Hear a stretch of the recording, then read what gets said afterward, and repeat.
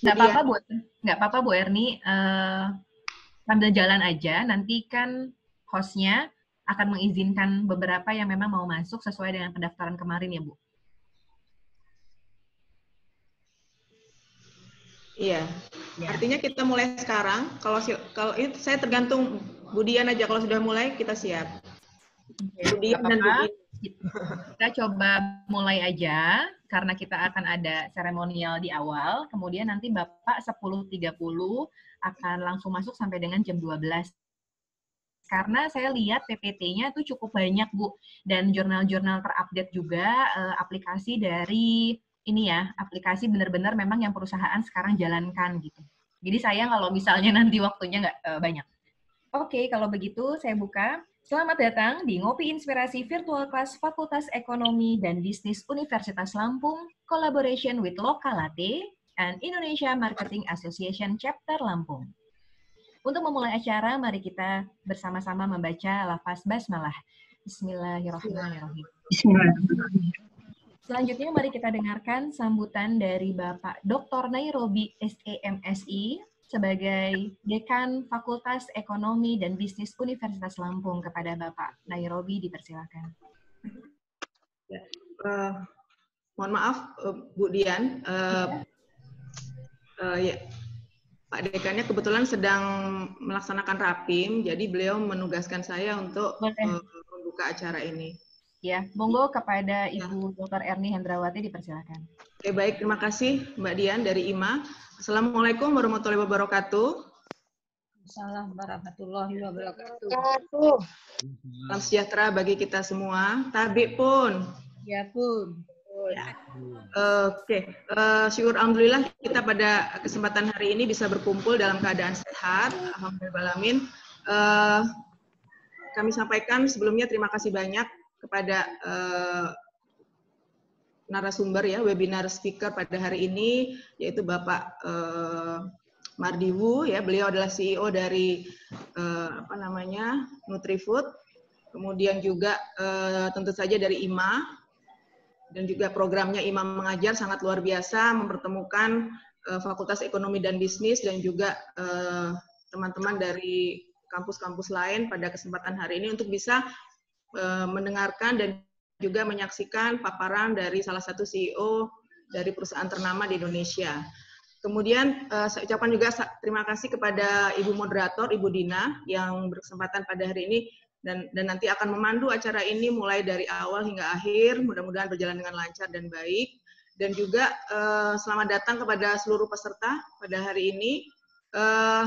Ini mudah-mudahan akan segera bergabung ya. Kalau menurut catatan kita, yang sudah melakukan register itu ada 190 orang dengan perincian bahwa 91 orang berasal dari fakultas-fakultas yang ada di Universitas Lampung, ada 91 orang.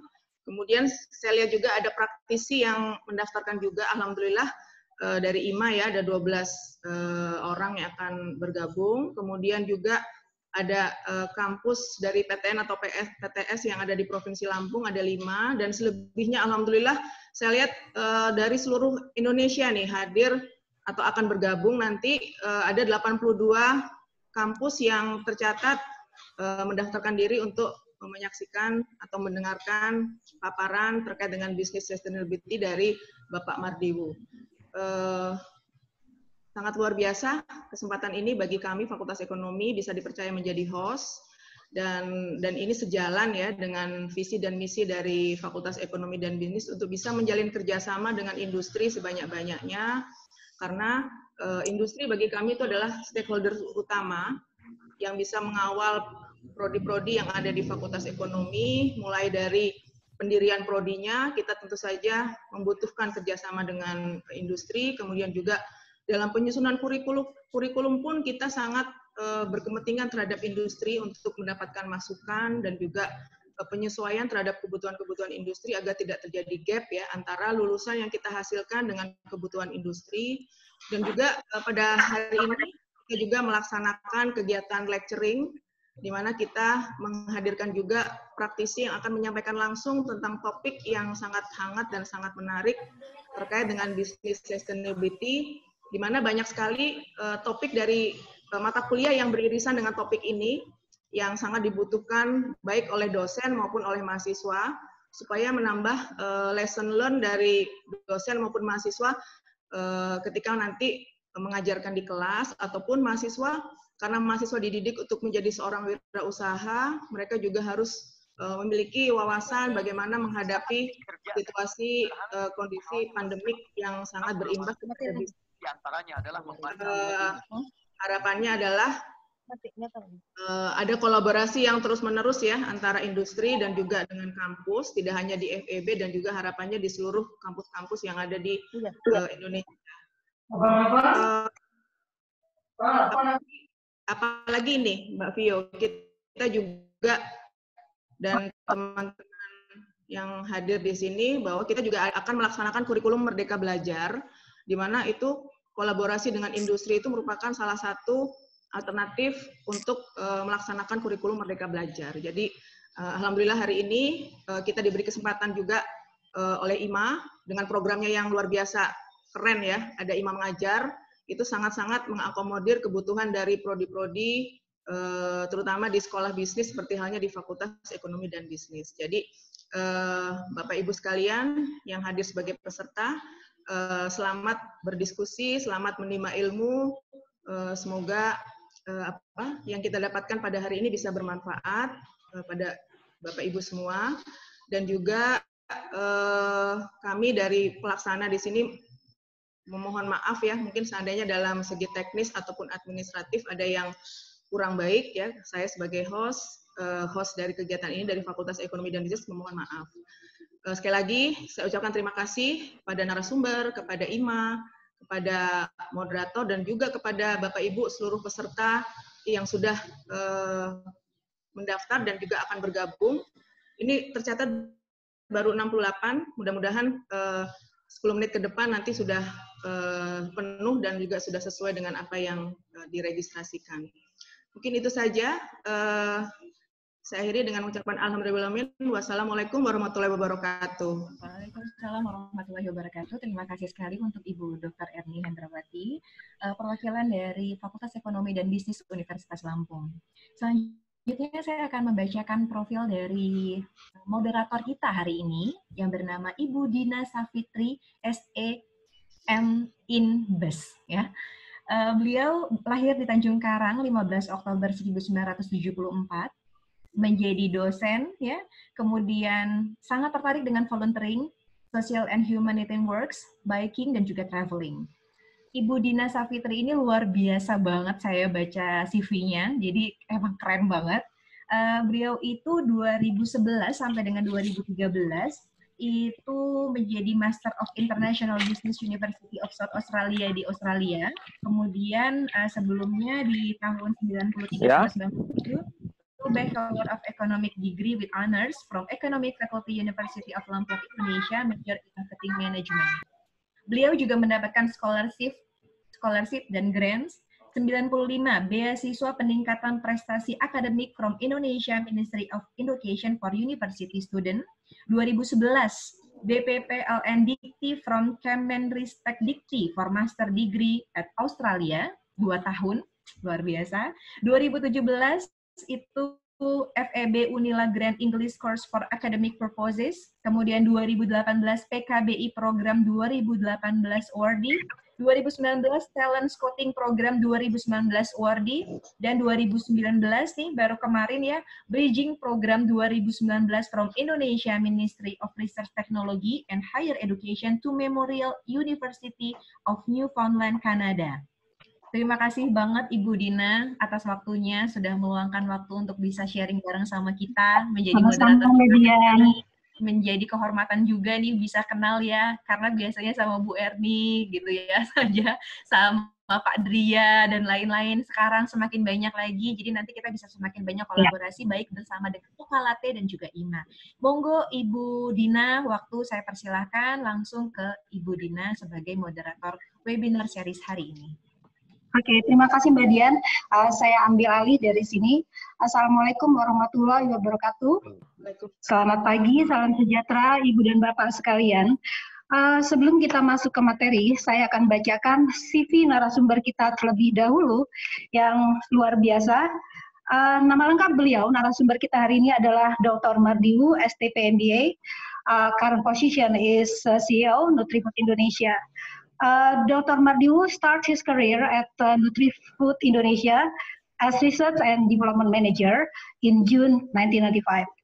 In January 2009, he was appointed as the CEO, leading the company's strategy, operation, and programs to inspire Indonesians to have a nutritious life. In November 2018, he was named as the top 10 best CEO by SUA magazine. For education, Dr. Mardiwu received his bachelor degree from Bogor Agriculture Institute in food technology and human nutrition, and then follow his master in science in industrial administration at Purdue University, USA. In 2014, he finished his doctoral degree in management from Bina Nusantara University and graduate with magna cum laude.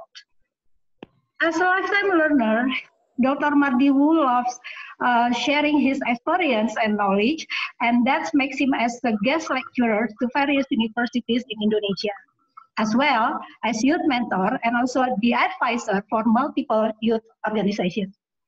The last wow factor that I will inform you is he is also an avid traveler that has visited to more than 50 countries, hundreds of cities around the world. You can check it out, his Instagram account here. I did last night and it's empty me, actually. That's it, very awesome Bapak Dr. Wu. Saya pikir untuk menghemat waktu, saya bisa serahkan sekarang ke Bapak Dr. Wu untuk memberikan materi dan start sharing screen to the audience. Silakan Bapak. Oke, terima kasih Bu Dina. Selamat pagi, Bapak Ibu semua. Selamat pagi Pak. Oke, terima kasih Bio. Selamat pagi. Oke, mungkin untuk menghemat waktu, saya akan langsung mulai sharing beberapa slide yang saya sudah siapkan. Nanti habis itu baru saya kembali untuk sesi tanya jawab gitu. Saya ingin sharing tentang bagaimana COVID pandemic ini dan business sustainability gitu.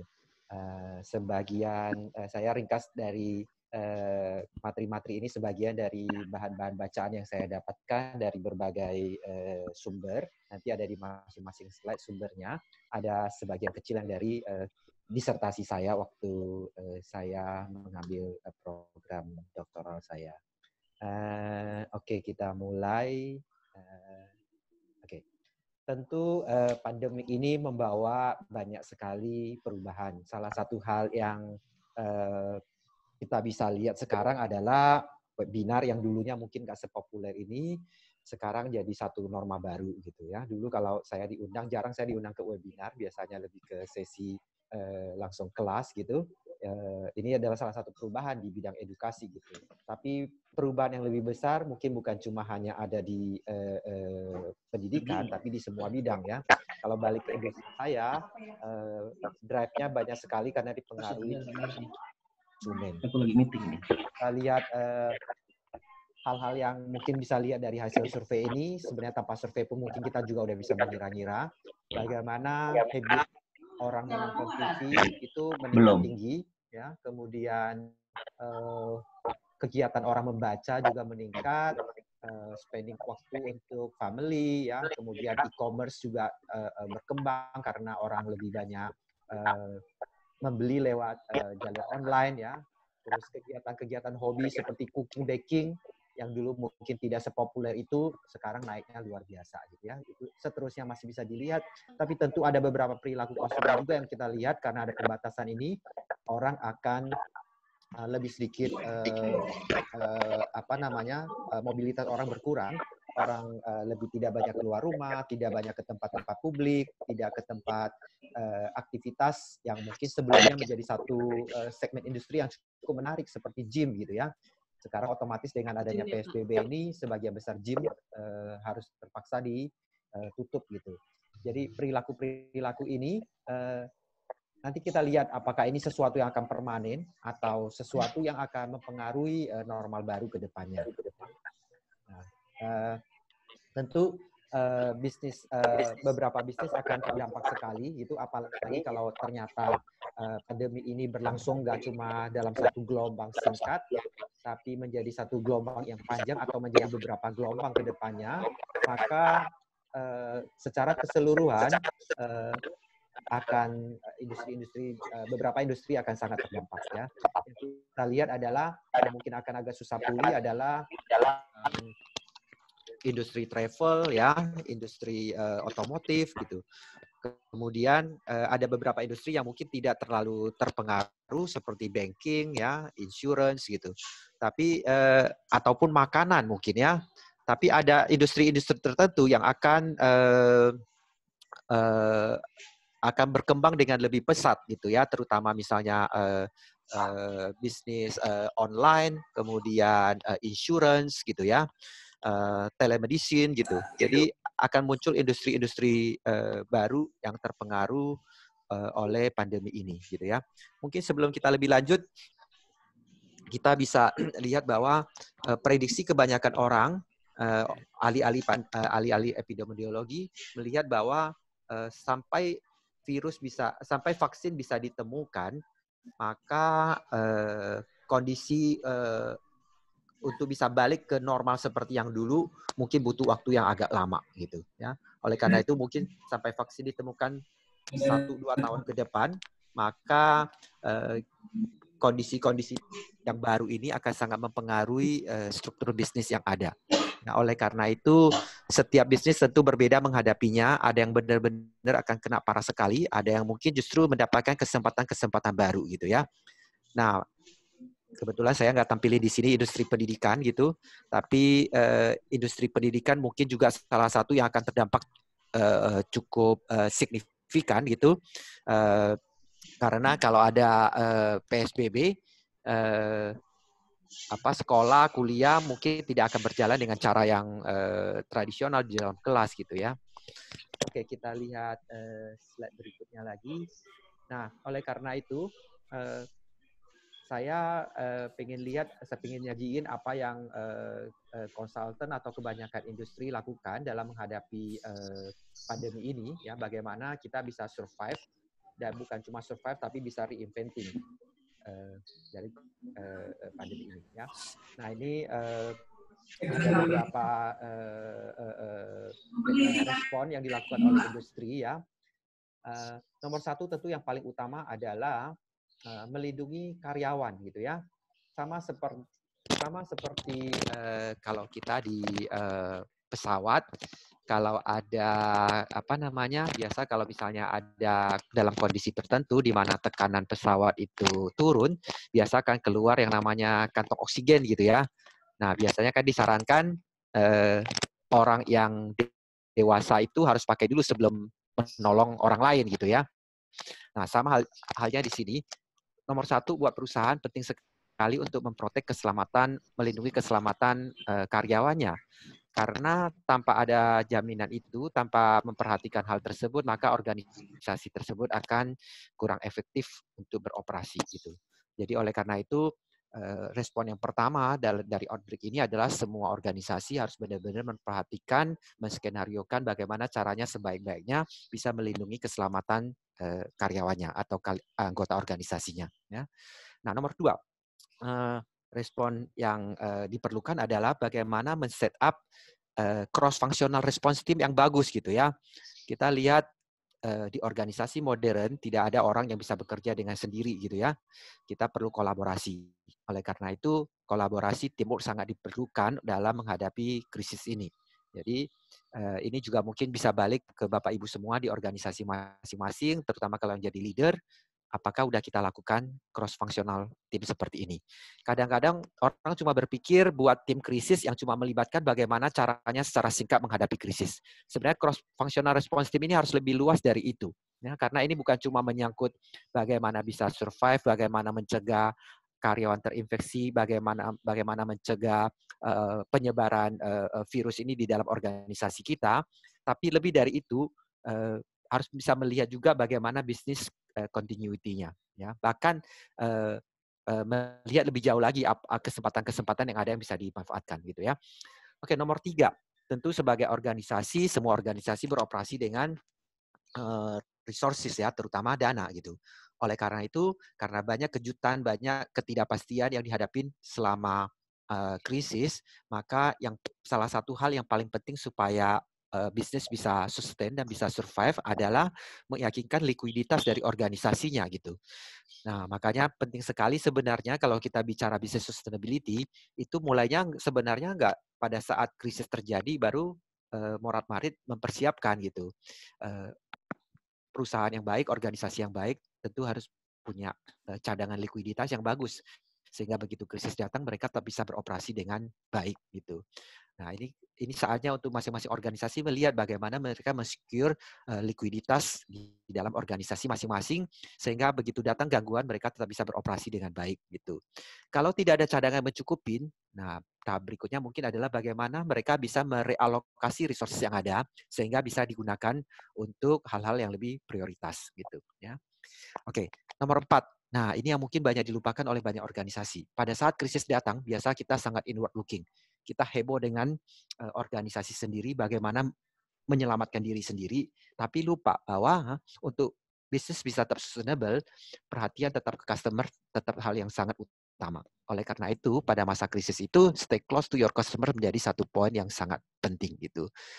Dan biasanya kalau kita bisa benar-benar stay close to the customers, bahkan kita bisa mendapatkan berbagai opportunity baru, kita bisa melihat berbagai kebutuhan baru, kita bisa menawarkan, kalau kita cukup agile, kita bisa membuat banyak offering yang baru gitu. Saya mungkin ini sambil saya cerita beberapa contoh gitu ya. Kebetulan saya selama pandemi ini untuk makanan, kalau tidak masak sendiri, saya order dengan food delivery ya. Makanan yang diantar oleh ojol gitu ya. Saya melihat bahwa sebenarnya kalau perusahaan food delivery gini, yang ojol-ojol gini, yang mengantar makanan ini kalau mereka lebih bisa menggali kebutuhan customer, mereka bisa membuat poin diferensiasi yang berbeda. Coba bayangkan begitu peningkatan buat orang yang order makanan. Biasa dulu orang order makanan kayak gini, makannya bisa di kantor, bisa di mana aja. Makanya kalau kita lihat food delivery gini biasa dilengkapi dengan sendok garpu plastik gitu yang banyak. Nah, sekarang kita kebanyakan order ini buat, kan lagi PSBB, makanya di rumah gitu. Di rumah pasti ada sendok garpu. Jadinya lah kalau kita hampir seminggu bisa order 2-3 kali dan PSBB-nya udah jalan hampir sebulan, maka rumah kita penuh dengan sendok garpu plastik yang belum tentu dipakai. Itu tentu satu pemborosan yang luar biasa. Kedua, tentu itu satu perilaku yang sangat tidak green, tidak memperhatikan lingkungan gitu.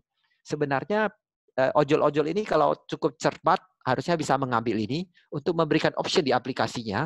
Apakah customer meminta nggak untuk utensil plastik seperti ini gitu.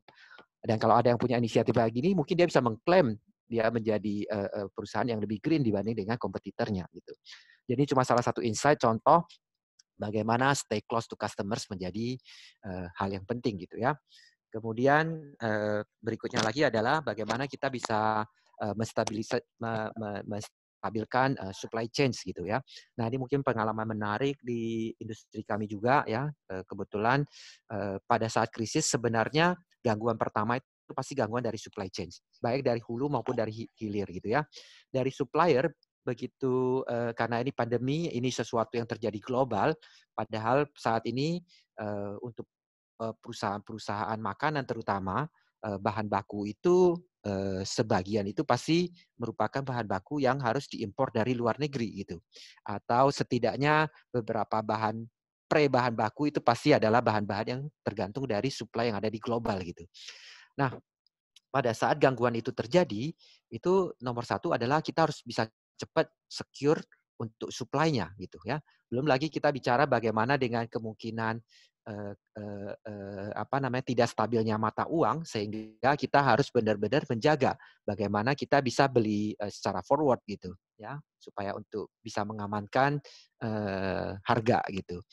Nah, kalau di hilir yang terjadi ini cukup menarik. Kalau di consumer goods, kalau Bapak Ibu familiar dengan istilahnya bullwhip effect, itu bullwhip effect-nya panjang ya. Karena rantai distribusi untuk produk-produk consumer goods itu biasa cukup panjang. Dari pabrik itu biasa ke distributor, distributor bisa ke subdistributor, subdistributor ke grosir, grosir bisa ke toko, tokonya bisa baru sampai ke konsumen gitu. Jadi jalurnya cukup panjang gitu.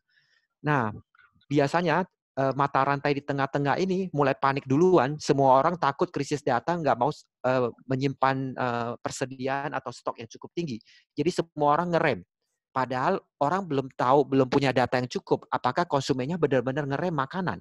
Ya, tiap industri, tiap jenis makanan, tiap brand mungkin beda-beda gitu. Ya, tapi biasa orang lihat yang lain panik, ikut panik, kemudian mulai menurunkan level stoknya. Ya, dan ternyata untuk beberapa produk yang memang tidak terpengaruh atau bahkan justru naik selama pandemi ini, itu banyak yang mengalami gangguan di supply chain kayak gini.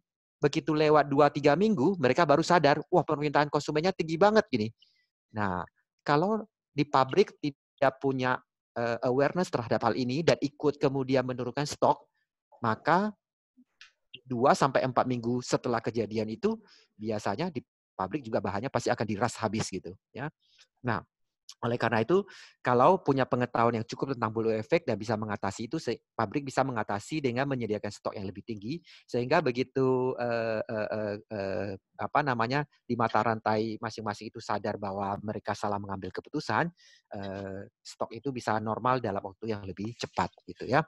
Kemudian berikut lagi, tentu semua skenario itu harus dipraktekkan. Bagaimana buat skenario dan mencoba mensimulasi, mempraktekkan rencana-rencana mitigasi yang udah ada. Ya, dan yang terakhir yang nggak kalah pentingnya adalah bagaimana memperlihatkan tanggung jawab sosial kepada masyarakat gitu ya. Pada saat krisis, brand atau perusahaan atau organisasi adalah bagian dari stakeholder, bagian dari pemain yang ada di dalam masyarakat secara keseluruhan gitu. Nah, oleh karena itu pasti dituntut untuk ikut berkontribusi gitu. Jadi itulah saatnya bagaimana perusahaan atau organisasi bisa menyambungkan visi misinya untuk bisa melayani masyarakat dengan lebih baik gitu ya. Dan tentang demonstrate purpose ini sebenarnya bukan cuma di krisis itu adalah salah satu saat yang bagus untuk menguatkan citra perusahaan, tapi sekaligus juga bisa memberikan motivasi yang luar biasa kepada anggota organisasinya, kepada karyawannya gitu. Tanpa ada purpose yang jelas dan kuat, maka di masa krisis motivasi karyawan itu bisa tererosi dengan cepat gitu. Oleh karena itu penting banget buat organisasi justru di saat krisis itu menguatkan kembali visi misinya dan benar-benar mempraktikkan apa yang memang ingin dilayani gitu. Oke. Kita bisa ke berikutnya. Oke. Nah, tadi respon yang saya lihat di slide sebelumnya itu sebagian besar adalah respon jangka pendek maupun jangka menengah gitu ya. Nah, saya pengen kenalin yang namanya konsep ambidextrity. Saya lihat mungkin dari peserta ini banyak yang dokter juga, banyak yang lagi ambil memang lagi penelitian gitu. Saya nggak tahu apakah cukup familiar dengan istilah ini. Ambidextrity ini adalah bahan disertasi saya waktu saya ambil S3 di BINUS. Jadi kenapa ambidextrity ini sangat berhubungan dengan krisis ini? Ya, karena krisis ini biasa di krisis orang cenderung fokus kepada hal-hal yang jangka pendek dan melupakan hal-hal yang jangka panjang. Nah, konsep ambidextrity ini bisa membantu untuk mengingatkan dan membuat supaya bisnis itu bisa sustain bukan cuma melewatin, tapi justru sustain untuk jangka panjang dan bahkan bertumbuh secara jangka panjang. Melewatin krisis ini bukan sebagai cuma sekedar melewatin, tapi bisa memanfaatkan krisis ini untuk bertumbuh dengan lebih baik. Nah, ambidextrity sendiri itu apa sih? Sebenarnya istilah ambidextrity itu, kalau istilah awamnya itu, mungkin gampangnya adalah seperti orang yang bisa menggunakan tangan kiri dan tangan kanan secara bersamaan. Ya, jadi orang yang ambidextrous itu bisa menulis dengan tangan kiri dan tangan kanan secara bersamaan, gitu ya. Saya nggak tahu Bapak Ibu pernah lihat nggak, gitu ya. Tapi saya pernah lihat ada orang yang bisa menulis dengan tangan kiri dan tangan kanan secara bersamaan, gitu ya. Orang-orang yang bisa main piano cenderung lebih ambidextrous, ya, karena menggunakan tangan kiri dan tangan kanan untuk memainkan touch piano yang berbeda, gitu. Nah, ambidextrity di organisasi itu apa sih sebenarnya? Itu adalah kemampuan satu organisasi untuk bisa menyeimbangkan antara fokus kepada eksploitasi dan eksplorasi.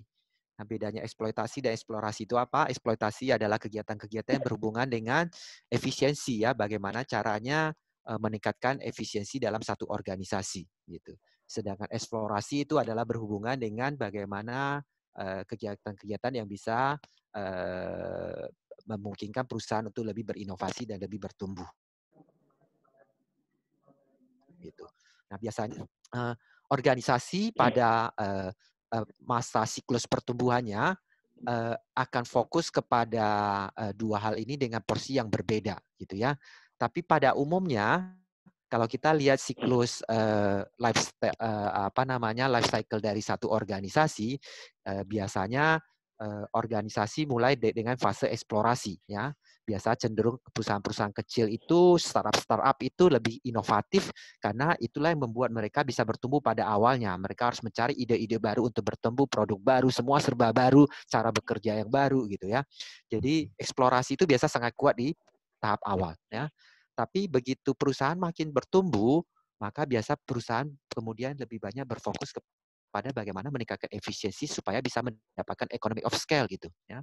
Jadi tahap berikutnya adalah makanya perusahaan-perusahaan yang tetap berada di fase eksplorasi tanpa membalance dengan kemampuan eksploitasi biasa susah untuk memasuki tahap scale up gitu ya. Artinya mereka nggak bisa bertumbuh menjadi lebih besar gitu karena tidak mendapatkan faktor economy of scale gitu ya. Nah, tapi celakanya biasanya perusahaan yang kemudian bertumbuh besar dan menjadi sangat besar, terus kemudian menjadi sangat birokratis dan menjadi sangat rigid dan mempunyai prosedur yang sangat ketat karena mereka bangga dengan efisiensinya dan merasa efisiensinya adalah advantage-nya dan kemudian melupakan hal-hal yang bisa membuat mereka bisa berinovasi seperti startup gitu ya. Nah, di fase berikutnya makanya perusahaan kadang-kadang harus kemudian bisa harus perlu reorganisasi diri, ya, reinvent lagi supaya bisa berinovasi lebih baik. Itu adalah siklusnya. Dan itu yang salah satu cara yang disebut namanya temporal ambidextrity. Jadi ambidextrity ini ada berbagai bentuk. Temporal ambidextrity itu adalah pada saat tertentu kemudian perusahaan memilih fokus terhadap faktor aspek tertentu gitu. Nah, tapi yang penting di dalam krisis ini justru adalah yang namanya spatial ambidextrity. Spatial ambidextrity adalah pada saat yang sama ya di dalam organisasi itu bagaimana bisa membagi ada bagian-bagian yang kemudian lebih fokus kepada efisiensi dan ada bagian-bagian yang lebih fokus kepada inovasi ya sehingga balance ini bisa dijaga supaya perusahaan bertumbuh. Hal yang simpel adalah gini, sebenarnya ini juga bisa dari pelajaran manajemen krisis ya, bahwa jangan pada saat lagi krisis semua tim itu diikutkan ke dalam satgas krisis.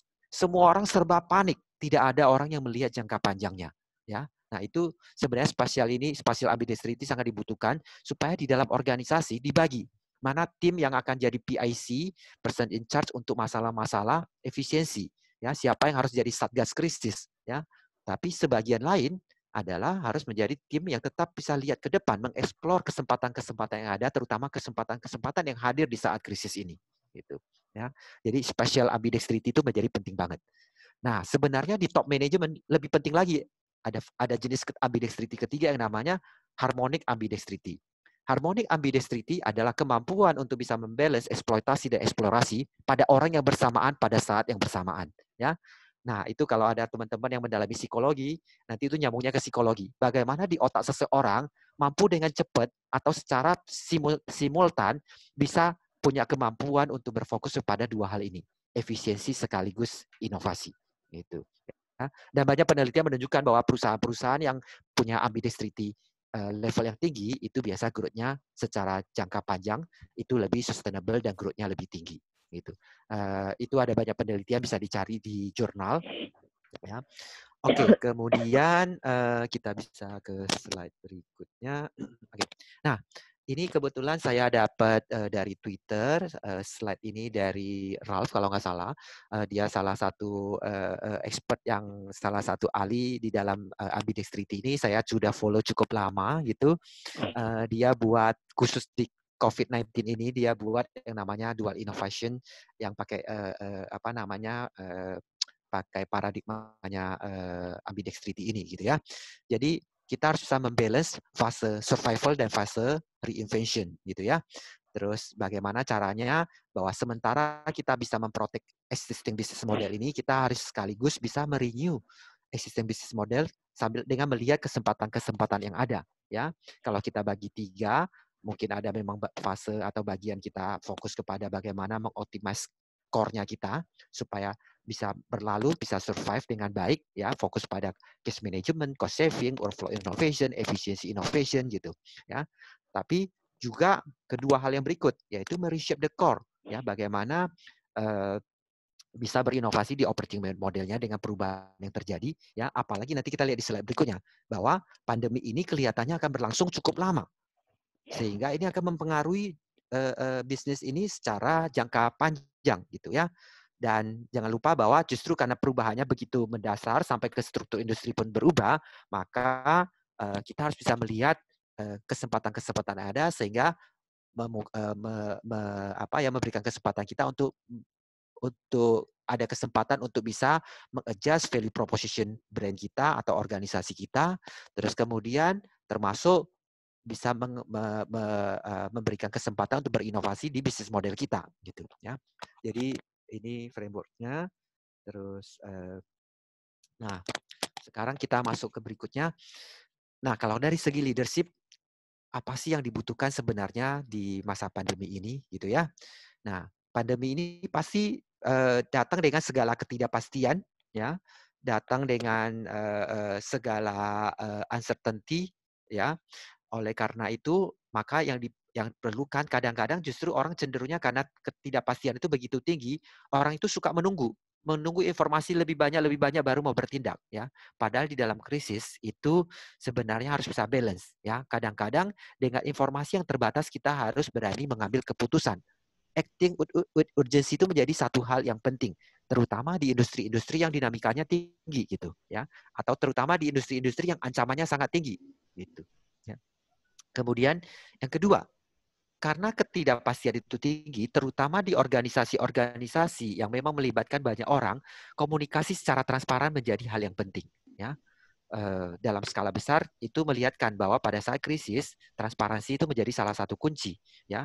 Kalau downplaying ancamannya atau kemudian menyimpan berita buruk gitu, kadang-kadang membuat seluruh organisasi lebih tidak siap terhadap hal itu, ya, dan bisa menciptakan miskomunikasi dan chaos di dalam satu organisasi.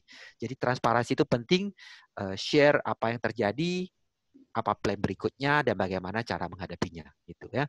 Kalau secara pemerintahan kita bisa lihat beberapa kepala negara itu gaya komunikasinya cukup transparan dan cukup bagus ya. Kalau yang gampang diikutin sebenarnya mungkin kalau ikut lihat Facebook-nya Perdana Menteri Singapura, itu cara komunikasinya itu cukup updated dan cukup transparan ya. Tidak menakut-nakutin, tapi semua fakta bisa dipaparkan, tapi juga bisa mengajak orang tindakan berikutnya seperti apa gitu ya. Dan tentu masih banyak pemimpin-pemimpin lain yang juga bertindak dengan sangat transparan dan sangat baik gitu ya. Kemudian taking responsibility, fokus di solving problems ya, dibanding dengan cuma mendefense dan mencari kesalahan gitu ya. Jadi sebenarnya kalau mau berlalu krisis dengan baik itu teamwork di dalam organisasi itu menjadi satu hal yang sangat penting gitu ya. Kerjasama, kemudian koordinasi yang baik, ambil responsibility, fokus kepada problem itu menjadi hal yang penting. Ya. Tapi kalau dalam satu organisasi saling menyalahkan, kemudian politik itu akan menjadi lebih susah untuk menyelesaikan masalah yang ada. Ya. Dan tentu terakhir adalah updating itu menjadi hal yang sangat penting karena kecepatan perubahan dari pandemik ini itu hitungannya tiap hari. Ya. Tiap hari bisa ada data yang baru muncul dan kemudian membutuhkan updating strategi yang bukan strategi tapi updating yang berbeda sehingga mungkin action plan-nya harus selalu diperbaharui gitu ya. Nah, Itu dari segi bagaimana menjadi leader yang baik di dalam krisis ini, ya. Nah, kemudian berikutnya, bagaimana dari segi anggota timnya, bagaimana caranya kita bisa menjaga supaya timnya tetap termotivasi selama krisis ini, ya. Nah, ini nanti kalau mau lihat sumbernya ada dicantumin di bawah slide tersebut, ya. Ada 3 hal. Yang pertama adalah bagaimana sebagai leader kita bisa men-serve anggota organisasi kita dengan lebih baik, ya. Gaya leadership yang servant leadership menjadi satu hal yang sangat penting di dalam krisis, ya. Kadang-kadang orang berpikir bahwa control and command leadership atau yang lebih otoriter, ya, leadership yang lebih otoriter akan lebih cepat menyelesaikan masalah-masalah di sepanjang krisis. Mungkin iya kalau untuk hanya soal eksploitasi, tapi untuk business sustainability yang bisa membalance antara eksploitasi dan eksplorasi butuh engagement dari tim yang luar biasa.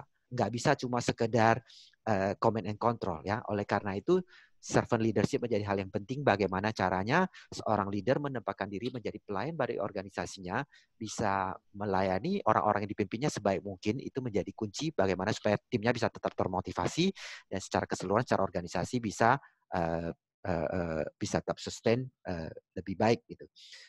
Kemudian yang kedua adalah bagaimana caranya bisa membantu anggota organisasinya untuk menemukan personal purpose-nya dan melainkan dengan purpose-nya organisasi. Nah, ini mungkin saya ingin share sedikit apa yang kami lewatin di organisasi kami gitu, ya. Mungkin juga akan sama seperti halnya kalau yang bergerak di industri kesehatan gitu, ya. Tentu selama pandemi ini beberapa industri atau beberapa organisasi bukan cuma boleh dibuka, boleh beroperasi, tapi diharuskan beroperasi, ya. Tentu yang salah satunya adalah yang berhubungan dengan kesehatan. Kebayang kalau rumah sakit ditutup karena dokter dan perawatnya takut terinfeksi, itu akan buat kekacauan yang luar biasa. Jadi bukan hanya mereka boleh buka, tapi mereka harus tetap buka, gitu, ya. Nah, bagaimana caranya memotivasi para perawat dan dokter supaya tidak ketakutan dan mereka tetap mau melayani, ya. Nah, mungkin kalau organisasi yang seleksi dokternya baik, seleksi perawatnya baik, harusnya tidak mengalami kesulitan. Karena orang yang mau jadi dokter, orang yang mau jadi perawat sudah tahu resikonya dari awal, ya. Dan mereka memang mungkin punya personal purpose yang memang align bahwa ya pada saat pandemi ini memang ya salah satunya mereka tahu resikonya dan mereka siap mengorbankan diri, walaupun tidak sekonyol itu. Tentunya organisasi harus melengkapi mereka dengan APD yang memadai.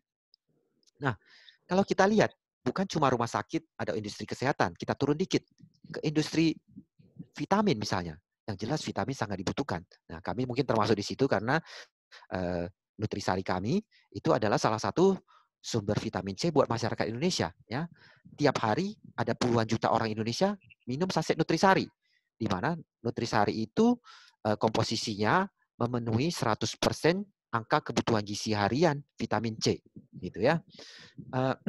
Itu kalau kami misalnya dikasih option untuk bisa buka atau tutup dan kami memilih tutup, tentu akan terjadi kelangkaan yang luar biasa. Bagaimana orang bisa mendapatkan kebutuhan vitamin C. Karena tidak semua area punya kebutuhan buah dan sayur yang cukup. Dan tidak setiap hari, apalagi PSBB ini, akan ada pasokan buah dan sayur yang cukup. Gitu, ya. Oleh karena itu, kami harus memilih untuk tetap beroperasi sesuai dengan peraturan yang digariskan oleh Satgas Covid pemerintah. Gitu. Tapi masalahnya adalah tentu akan ada karyawan yang bertanya. Gitu, ya. Bagaimana nih? Pasti ada sebagian yang takut untuk kemudian bisa ikut masuk ke pabrik dan beroperasi gitu. Nah, sama seperti rumah sakit, satu adalah tentu kita harus menyediakan APD yang memadai dan membuat prosedur misalnya penjagaan jarak segala macam supaya tidak terjadi infeksi, ya. Itu udah dibuat guidelines-nya oleh Badan POM juga, ya, Badan Pengawasan Obat dan Makanan, bagaimana bisa beroperasi dengan baik selama COVID ini. Itu yang harus dipenuhi pertama. Tapi kedua, namanya orang tentu ada khawatirnya. Nah, ini balik lagi, bagaimana caranya kita bisa mengalign-kan, ya. Nah, kebetulan Nutrifood memang dari dulu buat kami, organisasi kami punya visi misi yang selalu kami gemah-gemahkan dari zaman dulu, bahwa kami ada karena kami ingin menginspirasi orang hidup lebih sehat, ya. Dan dalam rekrutmen kami dari dulu, bukan cuma selama COVID ini, kami selalu prefer orang-orang yang bergabung di Nutrifood adalah orang-orang yang punya visi misi yang bisa align-kan personal purpose-nya dengan visi misi perusahaan gitu ya. Sehingga pada saat krisis ini terjadi lebih mudah, kami cuma sekedar mengingatkan dan bagaimana caranya teman-teman merasa bahwa setiap hari mereka masuk bekerja itu adalah bagian dari amal mereka juga untuk bisa melayani banyak orang ya. Nah, nomor 3 adalah bagaimana mengencourage employee untuk bisa merecraft pekerjaan mereka. Karena perubahan yang terjadi begitu banyak. Ya, salah satu contoh mungkin di tim kami adalah karena kami di consumer goods ya, salah satu caranya kami berpromosi juga lewat misalnya tim-tim promosi yang ada di berbagai area, termasuk SPG ya, Sales Promotion Girl. Tentu pada saat PSBB yang harus jaga jarak, sebagian toko tidak memungkinkan untuk SPG bisa masuk ke dalam. Ataupun kalau ada SPG, cara kerjanya tentu harus berubah gitu. Nah, apalagi SPG yang bukan di toko tapi di lapangan. Karena selama PSBB ini tentu tidak akan ada kerumunan orang. Bagaimana biasanya kami bisa beraktivitas di tengah-tengah kerumunan orang, sekarang harus kemudian merubah cara kerja kami, ya. Nah, tentu di sini dibutuhkan agility. Bagaimana caranya kita bisa memotivasi karyawan atau tim untuk secara agile bisa merecraft pekerjaannya, ya. Dan saya cukup bangga Nutrifood melewati itu dengan cepat dan baik ya. Dalam waktu kurang dari 2 minggu, 3 minggu, kita udah mereorientasi pekerjaan hampir sekitar 1.000 orang tim yang ada di area di seluruh Indonesia ya untuk merubah cara bekerjanya, merubah SOP bekerjanya gitu ya. Nah, itu hal yang perlu dilakukan supaya timnya tetap bisa termotivasi sehingga bisnis tetap bisa sustain. Kita ke slide berikutnya. Nah, kalau tadi banyak bicara tentang exploit, sekarang kita bisa explore apa sih yang dibawa oleh pandemi ini, masa depan yang dibawa oleh pandemi ini seperti apa sih? Nah, tadi kita udah cerita banyak soal sempat singgung sekilas soal the futures ya. Nah, mungkin ini kiri dan kanan sebenarnya bersama, cuma dari perspektif yang berbeda. Mungkin lebih gampang kita bicara dari point of view-nya institusi ya. Coba kita lihat ya. Sebenarnya ada 4 skenario yang bisa terjadi ya. Apakah outbreak ini hanya terjadi satu gelombang selesai, atau outbreak ini akan datang bergelombang-bergelombang ya. Kelihatannya semua ahli melihat kemungkinan datang bergelombang ini sangat besar. Dan mulai terwujud di beberapa hari ini, ya saya baca tadi pagi, Cina mulai menutup provinsi Jilin, itu ada provinsi yang dekat daerah Manchu yang di timur laut gitu, karena tiba-tiba ditemukan 14 kasus, ya. Dan transmisi lokal itu membuat mereka panik itu akan menjadi gede lagi, ya. Korea yang kemarin sempat merilekskan pembatasannya, terus tiba-tiba harus tutup lagi karena di bar ditemukan ada kasus dan mereka takut itu menyebar, ya. Jadi kelihatannya kita harus berdamai dengan virus ini, dan virus ini akan datang bergelombang-bergelombang, nggak tahu seberapa besar, ya. Ada skenario yang melihatkan bahwa akan bisa, kalau orang lengah, justru jangan-jangan seperti pandemik flu Spanyol dulu, gelombang keduanya akan jauh lebih besar daripada gelombang pertama ini. Ya, kita lihat kan ini udah jalan hampir 3-4 bulan, kasus positif yang terdeteksi di data internasional kan sekitar hari ini sekitar 4 jutaan. Bukan tidak mungkin kalau tidak siap, kalau lengah, mengulang kejadian pandemi flu Spanyol dulu, itu gelombang kedua akan datang dengan skala yang jauh lebih hebat, bisa 10 kali lipat gitu, ya. Semoga bukan itu yang terjadi, ya. Semoga gelombang berikut cuma hanya gelombang kecil karena memang pasti tidak akan sempurna pencegahannya. 1-2 di sini pasti akan terjadi. Tapi kewaspadaan itu akan membuat, karena ada kemungkinan recurring outbreak sekecil apapun, maka itu membuat semua organisasi, semua area harus selalu tetap waspada, ya. Jadi kalau kita lihat one time outbreak atau recurring outbreak, kemungkinannya akan lebih banyak recurring outbreak, ya. Nah, cuma kembali lagi ke institusi, organisasi atau tiap area bagaimana menghadapinya, ya. Apakah merespon dengan secara fragmented atau merespon secara komprehensif, ya. Kalau kita bisa simulasi dengan baik, mempersiapkan dengan lebih baik, maka kita bisa menghadapi new normal lebih baik. Kita udah melihat bagaimana organisasi kita bisa menghadapi hal tersebut, ke depannya apa yang akan kita lakukan, bagaimana kita merorientasi bisnis kita gitu. Kita bisa menghadapi new normal dengan lebih baik, ya. Kalau tidak secara fragmented, maka kita cuma putting out fires, ya. begitu ada outbreak, kita tutup lagi, PHK terjadi lagi, ya, atau organisasinya kemudian yang tadinya udah kembang-kempes beneran jadi harus terpaksa ditutup gitu, ya. Nah, semua respon itu kembali lagi ke bagaimana kita bersiap menghadapi. Kalau di level personal ya, bagaimana pribadi kita menghadapi itu akan secara siap mensimulasikan bagaimana kita menghadapi depannya, atau kita akan bolak-balik kemudian menghadapi lockdown ini dengan stres gitu ya. Oke, kita lihat berikutnya. Nah, ini menurut McKinsey ini ada 7 next normal yang mereka prediksi ya, tapi mungkin tidak semua akan cocok buat kita di Indonesia ya, tapi saya coba singgung sekilas beberapa. Yang jelas nomor 1, distance is back ya. Beberapa dekade sebelum ini kita melihat tren globalisasi yang makin nyata ya. Nah, mungkin ini saatnya pelajaran-pelajaran harus berbalik. Ya, pandemi ini kalau memang ini new normalnya akan berlangsung lama, maka kita lihat distance is back dan deglobalisasi akan jadi tren. Ya, kita semua akan balik kepada bisnis yang punya akar kuat di lokal. Ya, karena globalisasi pasti akan sangat terhambat dengan adanya penjarakan ini. Ya. Itu satu, distance is back ya. Kemudian kedua, krisis ini kalau berlangsung lama, maka organisasi itu butuh agile dan butuh efisiensi untuk kemudian bisa tetap selalu agile di dalam setiap situasi yang akan dibawa di berikutnya, gitu ya. Karena krisis ini menuntut kewaspadaan yang sangat tinggi, maka tiap organisasi butuh hal ini, ya. Makanya kalau dalam menstruktur organisasinya ke depan, kemudian mempromosikan orang-orang, faktor ini menjadi penting. Leader apa sih yang kita butuhkan dalam 1-2 tahun ini? Orang-orang yang resilience, ya, yang punya agility yang bagus. Kemudian yang berikutnya adalah, nah ini mungkin cukup menarik gitu ya, tentang contact free economy, ya. Bagaimana bahwa kalau memang ada resiko recurring outbreak secara continue di kedepannya, maka contact free economy itu menjadi satu topik yang menarik ya, ekonomi yang berjarak ya. Kita lihat ekonomi yang membutuhkan pertemuan fisik yang begitu intens akan menjadi sesuatu yang tidak bisa sustain, tidak bisa dipertahankan ya. Ini mungkin pertanyaan besar buat, karena saya lihat daftar hadirnya sebagian besar adalah dosen ya.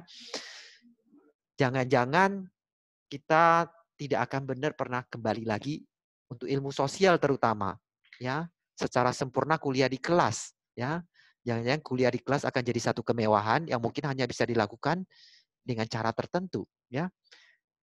Kita mungkin akan kesulitan untuk bisa mengumpulkan orang untuk duduk berdekatan di dalam kelas. Kalau kita turunin kapasitas kelasnya, artinya cost untuk menyelenggarakan kelas itu akan makin naik gitu ya. Jadi itu menjadi tantangan baru ya. Kita lihat yang saya bayangkan paling kena nomor 1 adalah bioskop ya. Kalau pendidikan mungkin orang ambil resiko untuk itu karena saking pentingnya. Kalau bioskop karena banyak substitusi ya, mungkin konsumennya sendiri walaupun bioskop udah boleh dibuka, mungkin tidak akan banyak orang yang berani masuk ke bioskop dalam tempat yang tertutup itu, orang duduk bersebelahan ya. Tapi kalau orangnya tidak boleh duduk bersebelahan, ya harga tiketnya mungkin akan melonjak 2 kali lipat, which is membuat itu juga jadi kurang menarik gitu ya. Jadi berbagai industri harus memikirkan ulang. Industri-industri yang mengandalkan orang-orang yang berdekatan harus memikirkan ulang, termasuk pabrik ya. Makanya katanya biasanya tiap krisis itu akan membawa proses otomatisasi yang lebih cepat. Ya, level otomatisasi selalu meningkat tajam pada saat terjadinya krisis. Ya, nah kita lihat ini kemungkinan otomatisasi industri 4.0 akan berjalan bisa jadi lebih cepat karena ini. Ya, smart manufacturing akan berjalan lebih cepat. Gitu ya. Kemudian, nah ini saya mungkin tidak terlalu kompeten tuh ngomong 2 hal yang berikut ini, jadi saya mau skip ya. Yang jelas adalah menurut mereka akan lebih banyak intervensi government di dalam ekonomi, dan juga oleh karena itu maka orang akan kemudian kalau memang bisnis itu dibantu oleh pemerintah, disubsidi oleh pemerintah, maka tentu orang ingin melihat lebih dalam apa yang dikontribusikan oleh bisnis itu buat masyarakat. Ya, saya ingin masuk ke bubble berikutnya lagi adalah tentang the next normalnya adalah kita akan melihat perubahan yang mungkin permanen di industry structures, consumer behaviors, market position, dan sektor attractiveness. Ya, oleh karena itu organisasi perlu melihat secara lebih serius, perlu melihat sekaranglah waktunya untuk melihat bagaimana cara mereorientasi bisnisnya sendiri. Ya. Dan kemudian berikutnya adalah finding the silver lining. Ya, bagaimana menemukan kesempatan-kesempatan yang bagus di dalam balik krisis. Ya, kan katanya krisis itu adalah menemukan di dalam setiap krisis selalu ada kesempatan yang tersembunyi. Tinggal bagaimana caranya kita bisa menemukan itu, ya. Dan kalau saya nggak salah kutip, itu John Cow itu mengatakan bahwa entrepreneurship itu adalah kemampuan untuk melihat kesempatan di tengah kekacauan, gitu ya. Jadi kalau orang melihat krisis ini sebagai kekacauan, maka seorang entrepreneur yang baik adalah orang yang bisa melihat ini sebagai satu kesempatan, gitu ya. Dan banyak sekali kesempatan yang bisa dilihat dan bisa muncul dari pandemi ini, ya. Beberapa hal contohnya misalnya telemedicine, ya. Karena yang paling terdampak adalah sektor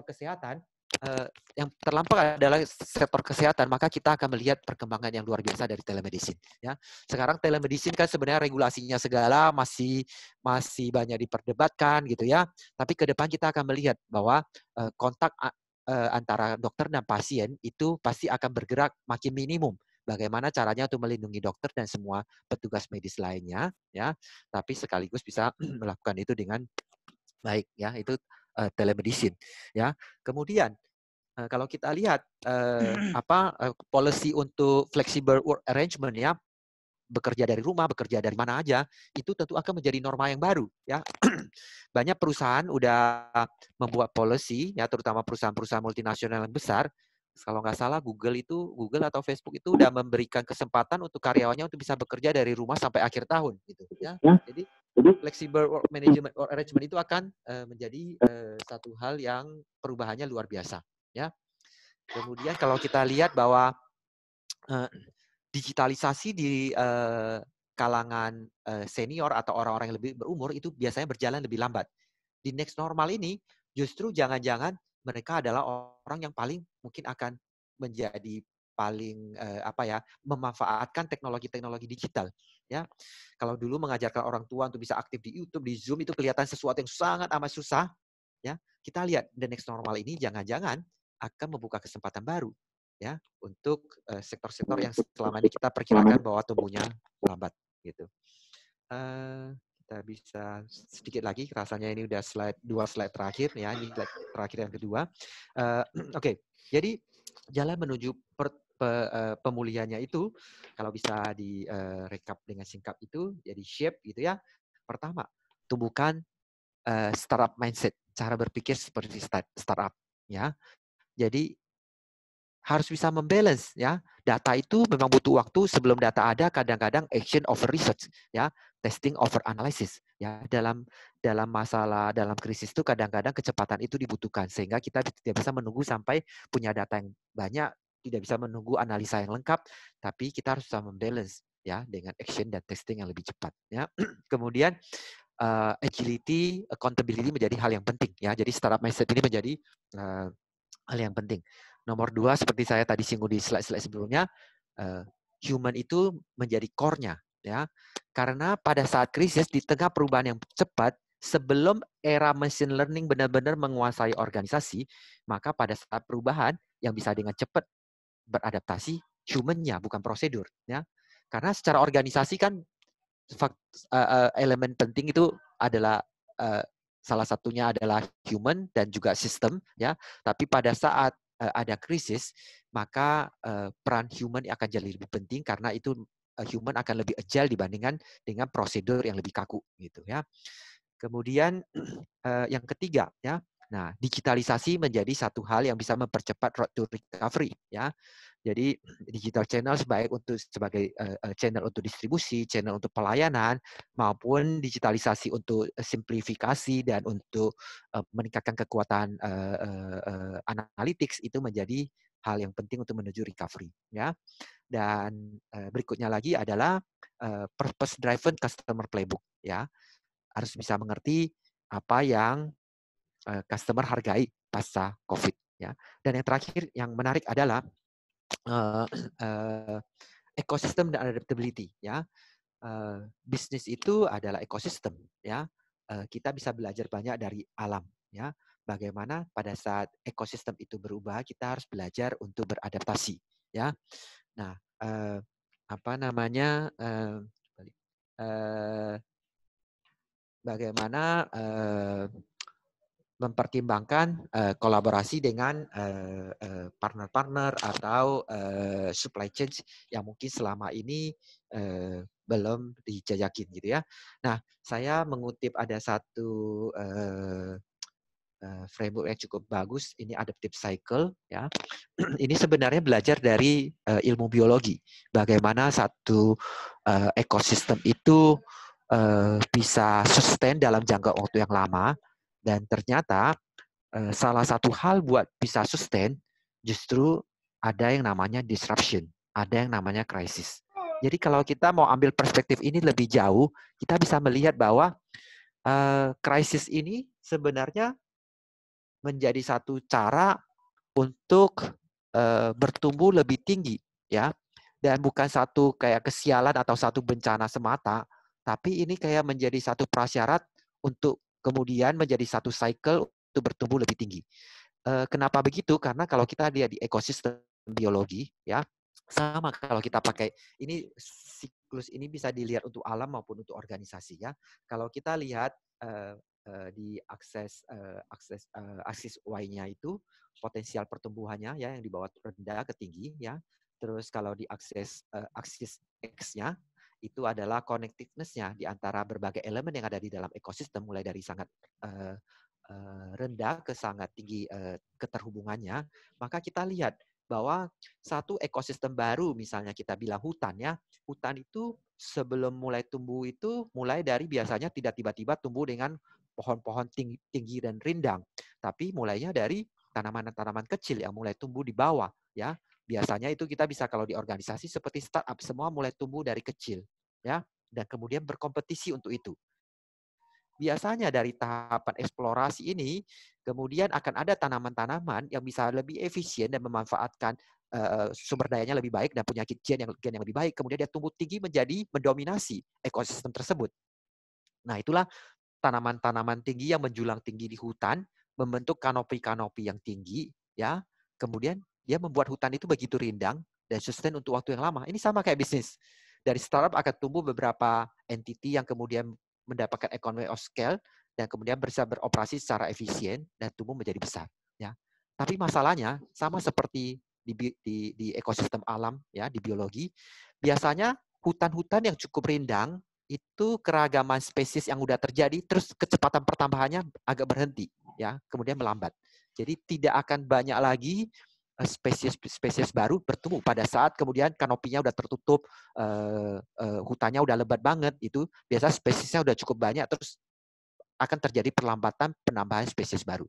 Ya, sama di bisnis juga begitu.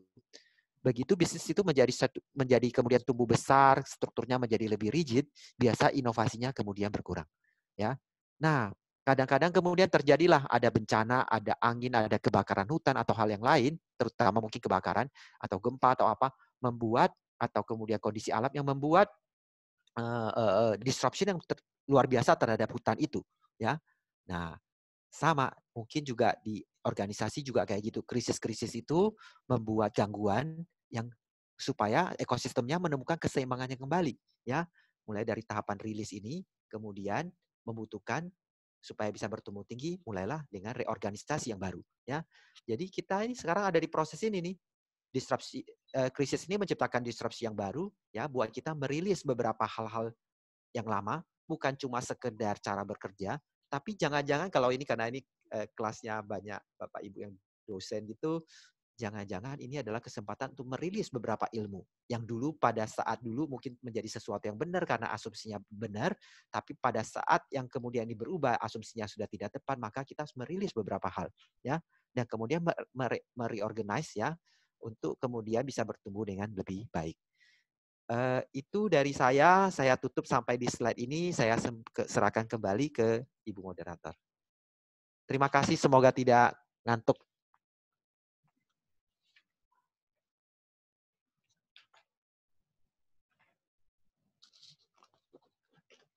Terima kasih Bapak Mardigu. materi tersebut sangat menarik sekali. Saya mendapatkan banyak ilmu baru, saya dan teman-teman. Saya pikir kita sudah mengumpulkan pertanyaan dan lebih baik bertanya langsung jawab ya Pak Mardi ya, enaknya ya. Boleh. Baik begitu ya.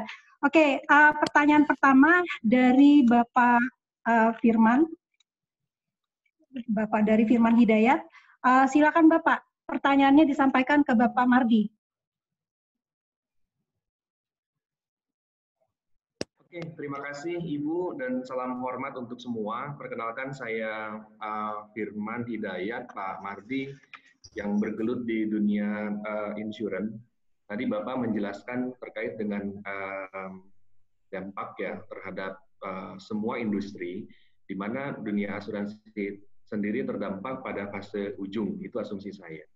Karena bisnis asuransi itu adalah bisnis hilir yang akan terdampak setelah semua industri itu terdampak.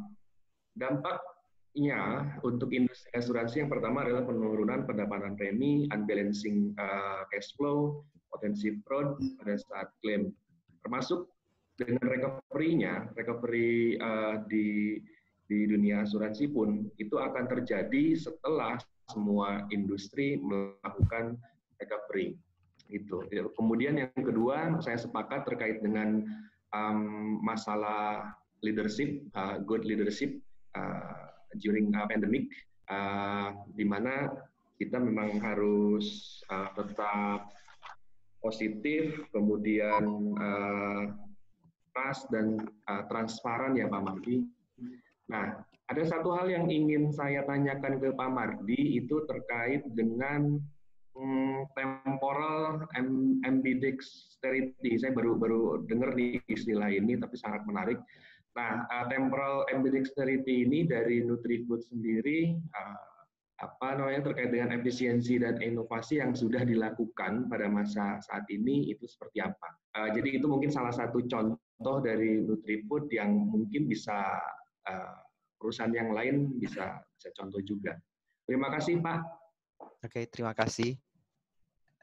Saya langsung jawab atau gimana, Bu? Langsung jawab, Pak Mardi. Jawab ya. Oke. Ya. Oke. Ya, saya tidak bergerak di bidang industri insurance ya, jadi saya nggak terlalu tahu detailnya. Tapi saya percaya bahwa pasti industri insurance itu kalau dalam jangka pendek pasti akan terpengaruh banget gitu. Cuma saya sama melihat kayak tadi yang saya bilang itu bisa finding the silver lining-nya.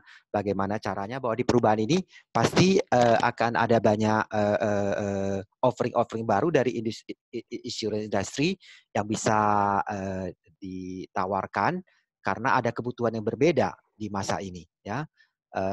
Justru dengan banyaknya ketidakpastian harusnya orang kedepannya akan lebih tertarik untuk membeli insurance gitu.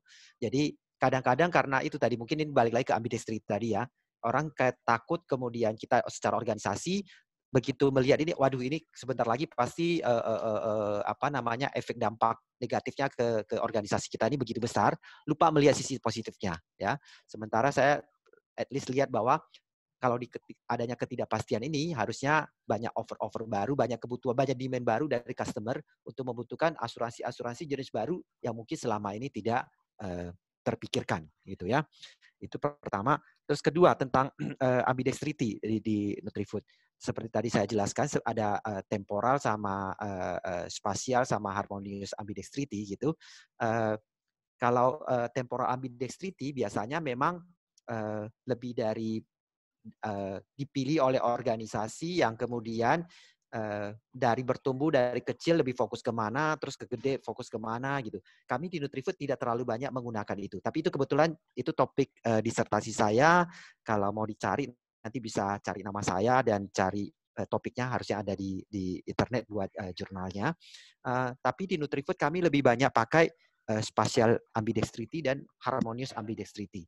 Jadi justru kami kami berusaha supaya sepanjang periode, baik ada krisis, nggak ada krisis, kami bisa menjaga ambidextrity itu. Tapi caranya gimana? Kami membagi. Ada departemen-departemen, yang ada divisi-divisi yang memang akan lebih fokus ke efisiensi, ada divisi-divisi akan lebih fokus ke inovasi gitu. Ya, Tapi di level leader, kami tetap lebih sebenarnya mengusahakan harmonious ambidextrity supaya di tiap bagian itu selalu bisa menjaga keseimbangan di setiap saat. Bagaimana caranya untuk selalu bisa berfokus kepada dua-duanya. Itu mungkin jawaban dari saya, Pak Firman. Ya, Pak. Terima kasih, Pak. Oke, baik Pak Firman, sudah jelas ya Pak Firman ya? Insya Allah jelas, Bu. Terima Oke, kasih. saya akan lanjutkan dengan pertanyaan selanjutnya dari Mbak Rika. Silakan Mbak Rika, pertanyaannya yang singkat dan jelas karena waktu kita terbatas sekali. Monggo Mbak. Bu, saya baru bergabung, Bu. Terima kasih Pak atas kesempatannya. Saya Rika, kebetulan saya dosen dari Fakultas Ekonomi IB Dharma Jaya. Tadi berkaitan dengan Pak Firman mungkin sama, saya agak tertarik dengan konsep ambidexterity. Menurut saya itu kan konsep yang bagus. Nah, salah satu diusahakan harus melakukan realokasi resource yang ada pada perusahaan karena untuk menstabilkan tahap tumbuh sama tahap inovasi. Menurut Bapak, bagaimana sih melakukan realokasi resource yang bagus dengan menggunakan metode ambidexterity sehingga tetap efisiensi dan inovasi? Terima kasih. Oke. Saya coba jawab ya. Jadi gimana bisa mengalokasikan resources-nya? Tentu itu balik kepada situasinya, kepada industri masing-masing. Yang jelas adalah mungkin bisa dilihat bagaimana kita kalau mau secara lebih diukur itu adalah bisa melihat dari anggaran. Bagaimana kita bisa mengalokasikan anggaran-anggaran yang digunakan untuk inisiatif-inisiatif yang jangka pendek ataupun yang berorientasi ke efisiensi dan anggaran-anggaran yang berorientasi ke masa depan dan berorientasi ke inovasi. Itu pertama. Terus kedua adalah bisa lihat dari struktur organisasi sebenarnya. Bagaimana kita mengatur struktur organisasi kita.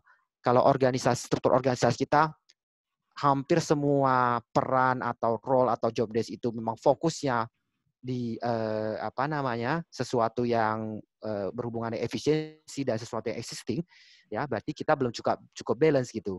Ya, kita bisa melihat sebenarnya kita lihat dari seluruh struktur organisasi bagaimana kita bagi berapa persen orang di dalam organisasi yang berfokus kepada efisiensi, berapa orang yang berfokus kepada inovasi atau pengembangan gitu ya. Biasanya kalau organisasi besar yang lebih stabil, jarang ada yang sampai separuh-separuh ya. Kebanyakan lebih banyak itu justru di yang existing, di yang efisiensi itu bisa sampai 80, 90, bahkan mungkin sampai 95%.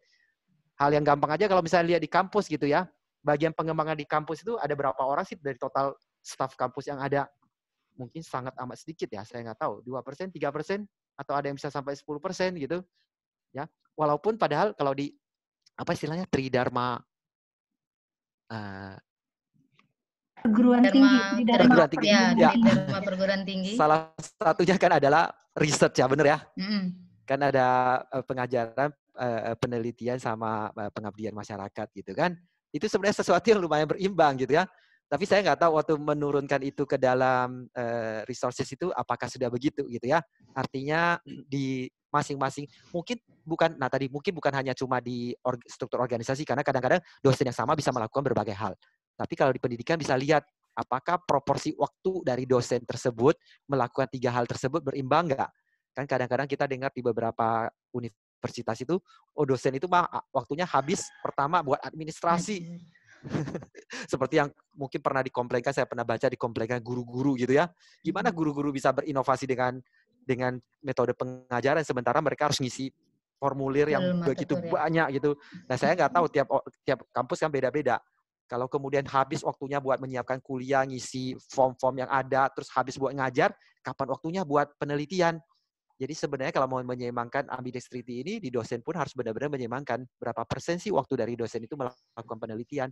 Berapa banyak sih waktu yang dilakukan untuk menulis jurnal dan menerbitkan jurnal gitu ya. Saya nggak tahu kalau jadi guru besar di Indonesia kan ada pengumpulan nilai KUM gitu ya.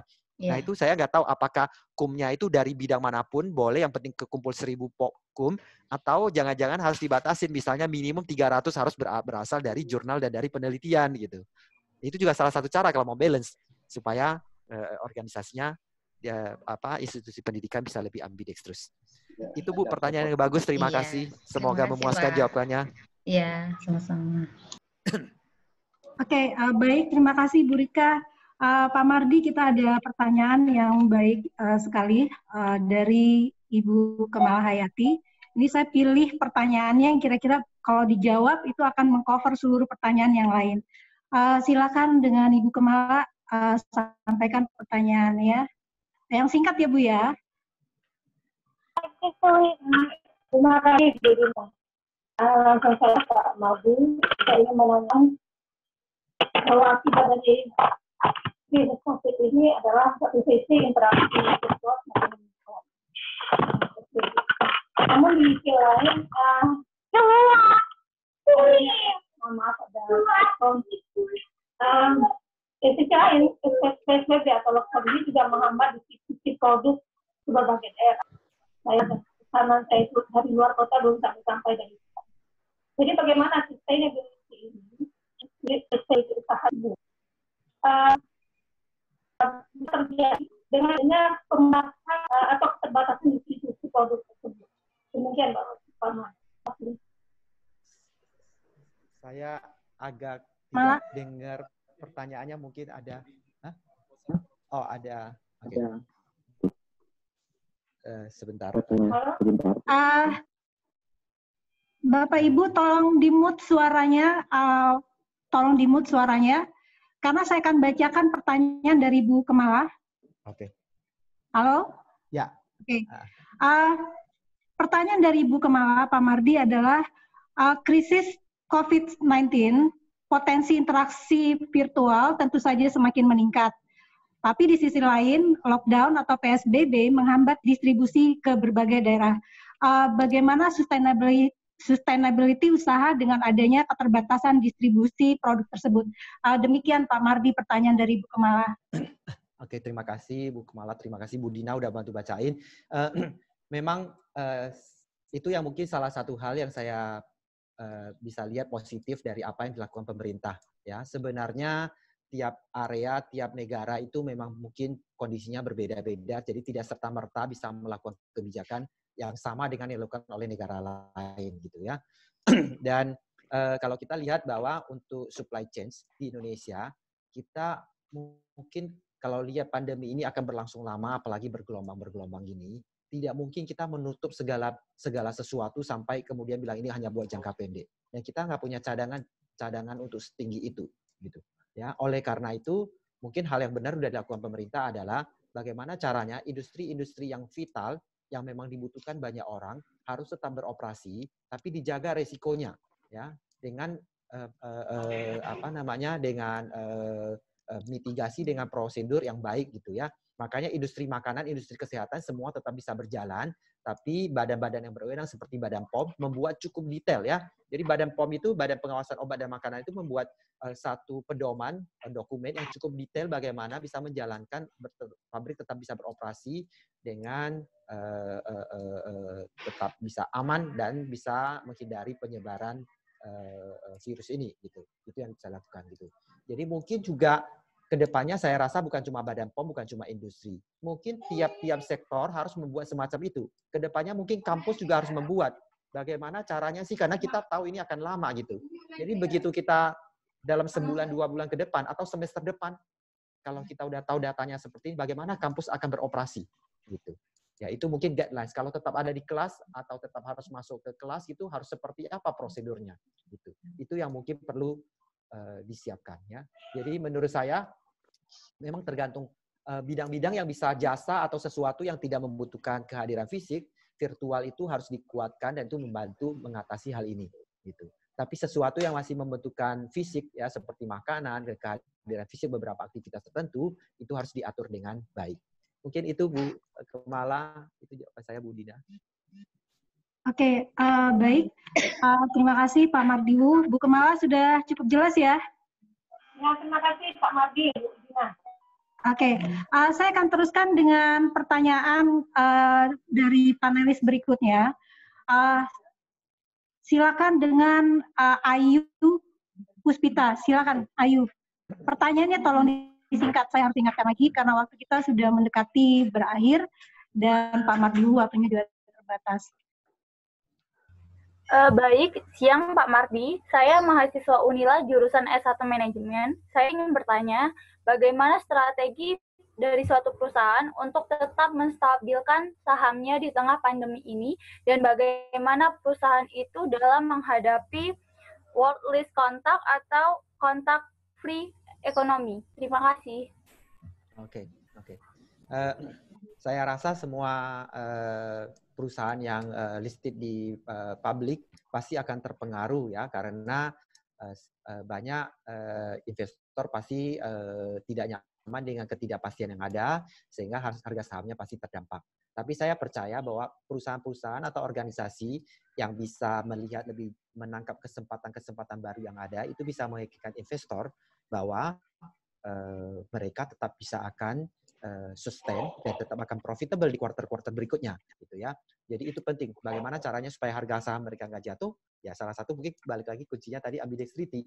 Lihatin, jangan panik, jangan hanya fokus kepada krisis, tapi lihat kesempatan-kesempatan ada yang bisa bertumbuh sehingga mereka bisa mengikat investor bisa melihat apa yang dilakukan oleh manajemen itu akan membawa bahwa mereka tetap bisa survive dan bahkan tetap bertumbuh di kuartal berikutnya.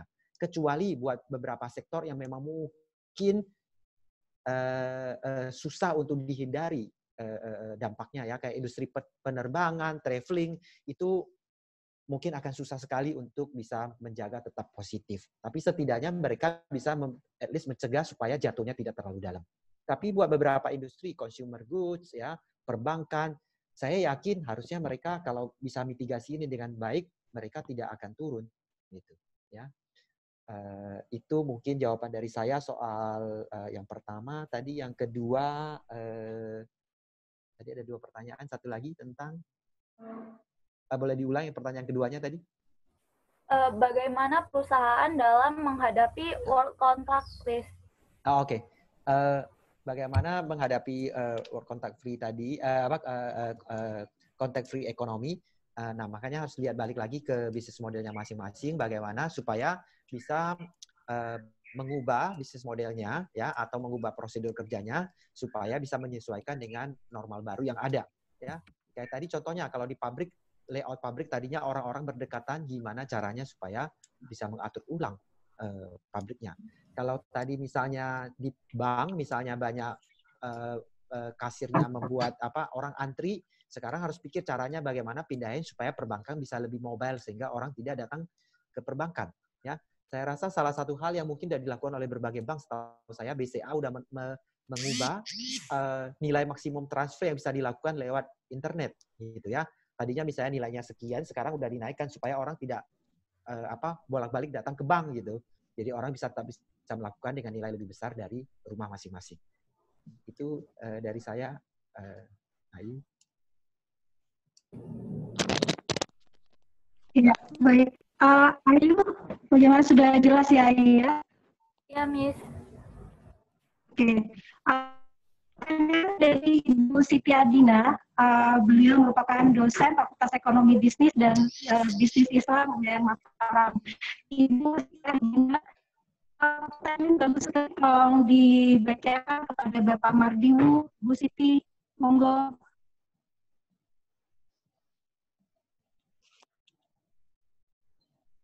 Bu Siti?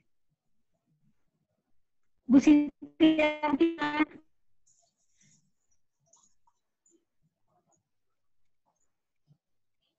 Oke. Kalau Bu Siti tidak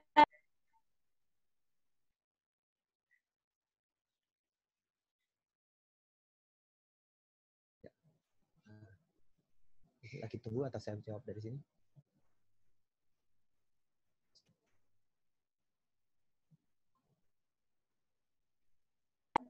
Oke. Kalau nggak ada saya lanjutkan gitu dengan pertanyaan dari Dimas Putraji. Dimas, apa?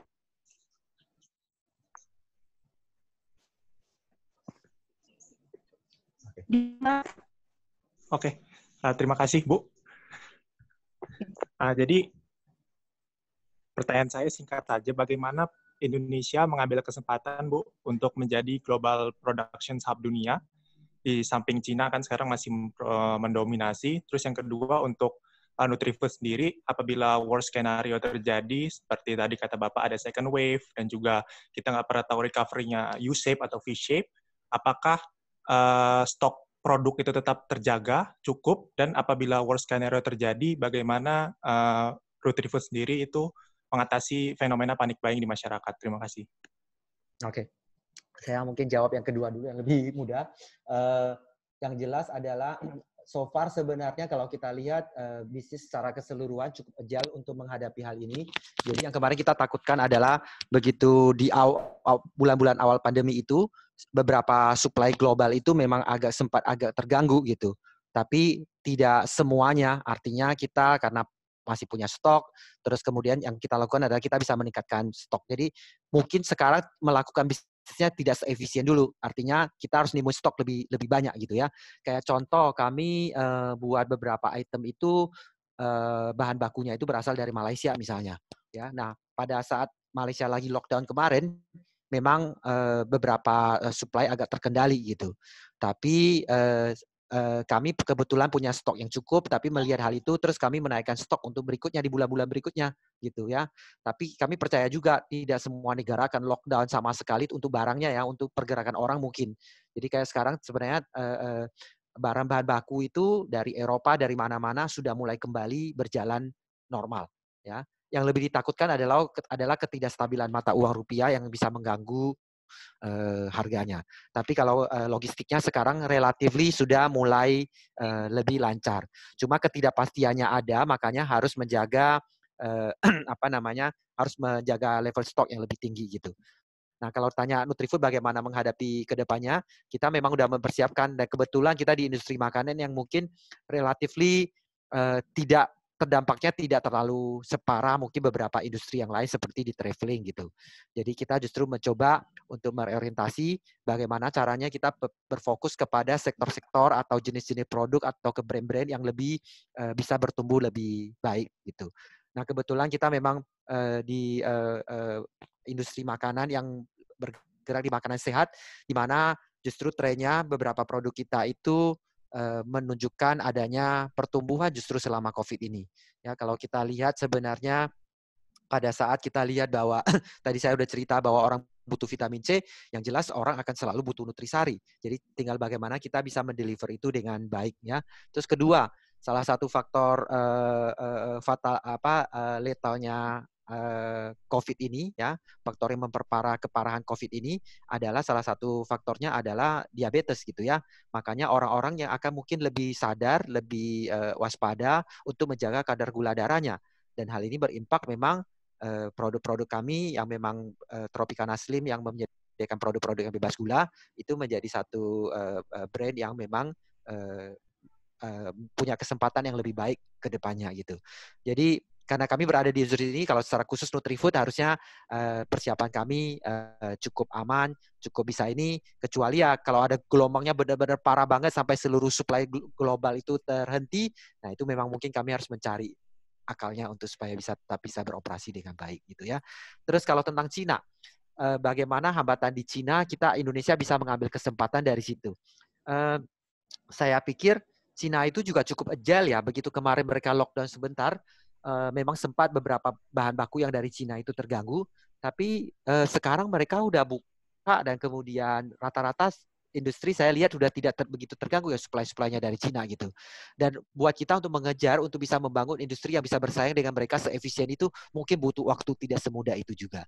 Jadi menurut saya kita mengambil kesempatan itu tidak selalu harus mengambil kesempatan karena semua orang kenanya sama gitu. Jadi belum tentu kita bisa mengejar mereka cuma sekedar karena mereka terganggu sesaat kemarin gitu ya. Malah yang saya lihat sebenarnya mungkin kalau di Indonesia itu mau mengejar justru mungkin harus lihat beberapa sektor yang tadi faktor pertama yang bahwa distance is back, globalisasi menjadi sesuatu tren yang terbalik, nanti akan jadi deglobalisasi. Yang akan terjadi adalah mungkin industri pariwisata itu akan menjadi satu industri yang cukup menarik untuk dianalisa gitu ya. Karena turis-turis global mungkin nggak balik. Tapi masalahnya kita juga nggak bisa keluar negeri, ya nggak bisa segampang itu keluar negeri. Sehingga apa? Turis domestik akan memenuhi. Nah, bagaimana cara mereorientasi industri pariwisata di Indonesia untuk melayani pasar domestik itu menjadi satu hal yang menarik, ya. Belum lagi ditambah dengan namanya contact free economy. Artinya setiap tempat-tempat wisata mungkin akan dibatasi jumlah orangnya. Ataupun kalau terlalu ramai, pasar sendiri mengatur orang nggak berani ke situ. Sehingga ini membuka kesempatan baru buat tempat-tempat wisata baru untuk muncul gitu. Itu mungkin dari saya, Pak Dimas. Dimas, cukup ya penjelasannya tadi sudah cukup baik dari Pak Mardi. Oke, baik. Kita masih ada 2 menit untuk sesi pertanyaan. Saya akan mewakili Ibu Siti Ardina. Pertanyaan beliau juga sama dengan saya. Sebagai pengajar mata kuliah kewirausahaan, bagaimana caranya supaya meyakinkan mahasiswa untuk tetap aktif menjalankan startup? Karena mahasiswa biasanya sekali gagal tidak mau mencoba, Pak. Sebagai dosen kewirausahaan, untuk memotivasi mereka itu agak cukup kesulitan. Sarannya Pak Mardi, kasih. Oke. Terima kasih. Nah, ini pertanyaan yang sangat amat menarik sebenarnya. Kalau saya malah lihat balik lagi, sebenarnya wirausaha itu orang selalu masih berdebat antara 2 hal. Apakah orang memang dari lahir memang punya kemampuan, punya keberanian untuk selalu ambil resiko, atau orang bisa diajarin? Apakah itu sesuatu yang memang dibawa dari lahir atau sesuatu yang bisa dipelajari gitu, ya? Banyak diskursus tentang ini dan keduanya mungkin benar gitu ya. Nah, menurut saya kalau kita di pendidikan ada 2. Kalau kita memang jurusannya khusus jurusan entrepreneur, maka sebenarnya rekrutmen itu menjadi penting. Rekrutmen mahasiswa yang masuk jangan cuma sekedar lihat pinter, tapi lihat mereka memang orang-orang yang punya karakter yang memang cocok untuk menjadi wirausaha. Orang-orang yang berani ambil resiko. Itu pertama. Tapi kalau memang kita udah menerima murid apa adanya dan kita bukan di jurusan entrepreneurship, tapi mengajar entrepreneurship di jurusan ekonomi gitu misalnya, tentu kita nggak bisa milih-milih muridnya. Artinya apa yang bisa dilakukan? Ya, sebisa mungkin kita memang memotivasi orang bahwa menjadi wirausaha itu memang butuh nyali, butuh keberanian mengambil resiko. Jadi memang mungkin juga sesuatu yang tidak bisa serta-merta dipaksa untuk itu gitu, ya. Cuma mungkin bisa memotivasi mereka dengan cara apa sih enaknya menjadi entrepreneur, apa sih yang bisa didapatkan, ya. Kadang-kadang kalau orang bisa lihat purpose-nya, bisa lihat kelebihannya, bisa lihat advantage-nya, mungkin orang akan lebih termotivasi, ya. Jadi pertama sekali menurut saya untuk bisa menumbuhkan keberanian mereka adalah balik lagi ke purpose-nya. Kita kalau jadi wirausaha bisa menciptakan lapangan pekerjaan yang banyak. Kita punya kebebasan mewujudkan visi misi kita, gitu. Jadi mungkin yakinkan mereka tentang benefitnya, tentang advantage-nya menjadi entrepreneur supaya sepadan untuk mereka berani mengambil resiko untuk itu, ya. Mana Bang materi itu? Itu Bu mungkin jawaban dari saya. Baik, terima kasih Bapak Mardiwu. Sebetulnya kita masih ada banyak pertanyaan. Saya mau tanya, bisa nggak nanti pertanyaan disusulkan, dijawab belakangan sama Pak Mardi lewat email atau apa Pak? Boleh. Boleh ya, oke baik. Terima kasih untuk para peserta, Ibu dan Bapak sekalian. Cukup waktu kita untuk tanya jawab dengan Bapak Mardiwu. Maksud saya kita akan menutup acara sesi tanya jawab. Sebelum ditutup, saya akan membacakan beberapa critical point dari materi Pak Mardi, bahwa dalam pandemik kita harus sangat responsif terhadap perubahan. Akan ada banyak hal baru yang menjadi new normal dalam kehidupan kita sehari-hari. Pandemi COVID-19 itu membawa perubahan, terutama ada beberapa nilai yang mendapatkan peningkatan, seperti misalnya permintaan terhadap acara TV, kemudian membaca, spending time with the family, kemudian ada juga value yang menurun seperti smartphone, kemudian mobil, barang-barang mewah seperti itu. Ada juga yang tetap sama nilainya. Ada masalah dalam perusahaan untuk melihat masalah internal dan eksternal, dan bagaimana menyeimbangkan antara eksploitasi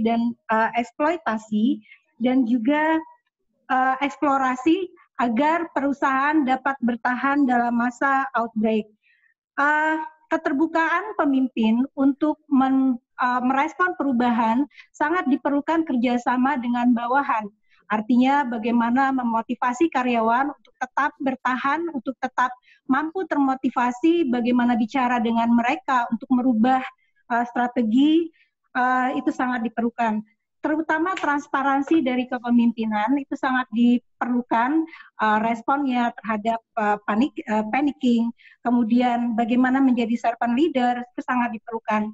Kepemimpinan dalam hal ini juga sangat berpengaruh terhadap bertahannya suatu usaha dalam masa pandemi COVID-19. Saya pikir cukup saya serahkan. Terima kasih. Assalamualaikum warahmatullahi wabarakatuh, Bapak dan Ibu. Saya serahkan kembali ke Mbak Dian. Silakan Mbak Dian.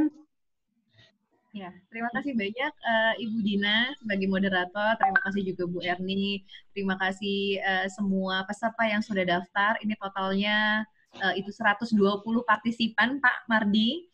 Ya, 120 partisipan. Kemudian saya ucapkan juga terima kasih banyak buat Ibu Novia MR Fiza dari Aceh, ya. Kemudian juga ada Ibu Siti Hadina yang tadi sempat nanya, itu dari Mataram, Pak. Dan kemudian juga ada, jadi banyak banget Pak, bukan hanya dari Lampung, juga dari beberapa universitas yang memang rekanan dari Unila itu diajak juga nih bareng sama Ibu dekannya ya Pak ya, untuk gabung bareng sama kita gitu. Terima kasih sekali Pak Mardi atas waktunya. Dengan segala kesibukan Bapak sempat meluangkan waktu untuk sharing bareng sama kita. Makasih banget juga ya Bu Dina. Ibu Dina juga ini baru kemarin banyak banget dapat scholarship. Saya kagum sekali, nanti banyak belajar juga. Kemudian buat teman-teman semua, thank you banget. Makasih juga buat Bapak Dekan, Bapak Dr. Nairobi SEMSI, kemudian Ibu Kaprodi MM Unila, Ibu Mahrina Sari, dan Ibu Wakil Dekan, Ibu Erni ya. Terima kasih sekali lagi. Nanti kita akan kirimkan e-sertifikat ke email-email yang sudah daftar di link pendaftarannya. Kemudian untuk Bapak Ibu yang tadi sudah memberikan sudah catat, nanti bisa resumenya langsung di-tag di IG-nya Lokalate, dan juga boleh tuh langsung di-tag ke IG-nya Pak Mardi. Nanti beberapa resume yang terbaik akan kita kirimkan door prize dari Lokalate. Untuk pertanyaan, 3 pertanyaan terbaik juga tadi sudah kami catat, nanti akan kami dapatkan nomornya. Bapak Ibu di rumah aja, nanti bisa ngopi di rumah aja bareng sama Lokalate ya. Kalau mau dapetin Lokalate langsung, juga nanti bisa klik di www.nutrimat.co.id. Bapak Ibu di rumah aja, nanti barangnya langsung sampai di rumah dan bisa langsung cobain Lokalatenya. Sekali lagi terima kasih Bapak Ibu semuanya. Terima kasih juga di sini sudah selesai untuk ngopi inspirasi virtual kelas Fakultas Ekonomi dan Bisnis Universitas Lampung, collaboration with Lokalate and Indonesia Marketing Association Chapter Lampung. Sampai ketemu di acara selanjutnya. Terima kasih Pak Mardi. Terima kasih semuanya. Terima kasih. Warahmatullahi wabarakatuh. Terima kasih undangannya. Assalamualaikum warahmatullahi wabarakatuh. Waalaikumsalam Bu Dwi ya. Ya. Terima kasih Bu Dian, Bu Erni. Terima kasih Pak Dria, Bu Yuni, semuanya. Terima kasih, mohon maaf pertanyaannya tidak bisa. Iya, mohon maaf ya pertanyaan selanjutnya. Bu, aku saran kalau memang nanti ada banyak pertanyaan, bisa DM langsung ke Instagram Bapak aja. Oh iya, bisa. Ya, @mardiwu. Saya klik ya. Bisa ditulis Bu, alamat emailnya atau apanya Ibu di sini. Direct, oke, kirim. Dina, thank you ya Dina. Ya. Thank you, terima kasih. Ya, sama-sama Bu. Iya. Ada saran baik dari Mbak Dian. Kalau ada pertanyaan silakan ke IG beliau Pak Mardiwu, ke DM. Ya, oke. Bu Mar, ini Instagramnya saya sudah lihat. Aduh, jadi beruntung sekali jadi tas ranselnya Bapak. Iya benar, ini ya Bu. Iya. Oke. Ya. Deketin lagi. Ya, ini juga banyak yang masih stay juga ternyata Bu Erni, kayaknya masih nanggung gitu ya Pak ya Bu ya mau nanya, tapi waktunya udah pas gitu. Terima kasih Bu, saya dari Aceh. Oh dari Aceh. Ibu tadi ditungguin. Nanya langsung. Iya, assalamualaikum. Waalaikumsalam. Iya, waalaikumsalam. Iya. Ada teman-teman saya. Ibu Novia, Ibu Benih, kemudian Pak Naidi dari Aceh, iya. PKBI kelas A. Oh iya. Iya Dina ya. Iya. Halo Mbak Dina. Assalamualaikum. Bentar. Iya. Bu Mardiah akhirnya gabung juga. Aku share linknya ke Unsiah, pokoknya aku share link webinar. Iya. Ini calon Brisbaner. Insya Allah. Jangan lupa ya kenalin ke Pak Mardi. Oke, siap. Yuk, makasih ya. Makasih buat webinarnya. Yuk, Assalamualaikum. Ya.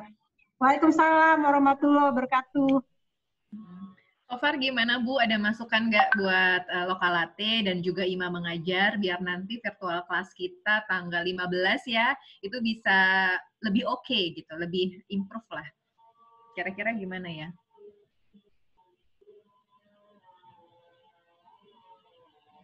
Ada masukan nggak Bapak Ibu? Kira-kira. Iya, ini kalau saya sih gini Mbak Dian, kalau bisa sih pemateri itu ngasih materinya itu sebelum gitu. Jadi nanti kan kita bisa mempelajari dari slide pertanyaan. Karena kalau misalnya ini kita masih pakai Zoom virtual, saya membacakan pertanyaan dari Zoom group chat itu kan ketimpah-timpah, belum yang private nih gitu. Ya, jadi betul. Iya, saya ngebaca itu dari bawah lagi. Aduh, ini lagi satu-satu belum ngeladenin yang private gitu kan. Yang private-nya mau nanya ini. Agak sulit karena layar kita juga terbatas gitu. Tapi kalau misalnya tadi dapat slide, bagi moderator itu juga akan mudah untuk udah langsung bikin closing-nya gitu. Jadi bikin resumenya juga udah mudah gitu. Sehingga kalau di private company waktu itu kan memang rigid ya, sangat irit sekali. Saya tahu rasanya gimana ngirit waktu gitu sampai ras gitu kan. Kalau bisa itu nanti artinya moderatornya bisa ngebuat resume itu udah duluan. Kemudian ya pertanyaan sudah duluan sehingga nanti di Zoom group chat itu tidak terlalu busy gitu dengan banyak yang memperkenalkan diri, belum yang salam gitu ya, terlalu banyak disturbance gitu aja sih. Tapi selebihnya itu sudah bagus mengundang CEO yang artinya memang berkompeten untuk acara bisnis sustainable dan cocok sekali dengan materinya gitu. Bravo sih menurut saya. Good job. Ya Bu, aku note masukannya. Jadi PPT-nya sebaiknya dikirimkan duluan biar peserta bisa juga melihat, begitu juga moderator untuk bisa take note untuk itu gitu ya Bu ya. Ya, thank you masukannya. Iya, sama pertanyaan tuh udah prepare duluan. Ya, mungkin jadi sistemnya kalau tadi kan kita sharing dulu PPT, habis itu baru tanya, mungkin bisa dibalik gitu ya Bu ya. Ketika PPT-nya udah dikasih duluan, teman-teman udah bisa untuk pertanyaan-pertanyaannya. Setelah itu waktu pas kita mulai udah langsung diskusinya jadi lebih banyak gitu kali ya Bu. Iya, flow-nya lebih enak gitu. Pertanyaan sudah bisa dipilih mana yang terbaik. Gitu. Betul. Nanti tanggal 15 tanggal 15 mungkin kita coba dengan mekanisme ini ya Bu ya. Iya, benar. Karena itu fokus kayaknya. Saya masih banyak kekurangan pertama kali moderator. Nggak apa-apa, udah oke Bu, udah oke banget. Paling tadi saya titip sih untuk hostnya ini Bapak Didi Sudarmansyah ya, mungkin memang harus benar-benar di depan laptop untuk mutein gitu, untuk mutein yang kadang-kadang tiba-tiba unmute gitu ya, nanti langsung di unmute kayak gitu, jadinya lebih detail. Tapi so far aman sih untuk yang pertama webinar seriesnya Unila gitu. Congratulations ya. Ya, makasih banget Bu Dina, semuanya, Bu Erni, Bu Rita, saya izin pamit karena mau sholat dulu, habis itu jam 1 ada meeting lagi. Sampai ketemu. Nanti untuk yang berapa pertanyaan terbaik, saya akan WA ke Bu Erni untuk minta alamat, nanti tim kita akan kirimin ke Bu ininya Bu. Ya, terima kasih Bu Erni. Ya Bu. Assalamualaikum warahmatullahi wabarakatuh. Waalaikumsalam warahmatullahi wabarakatuh. Ya, Bu.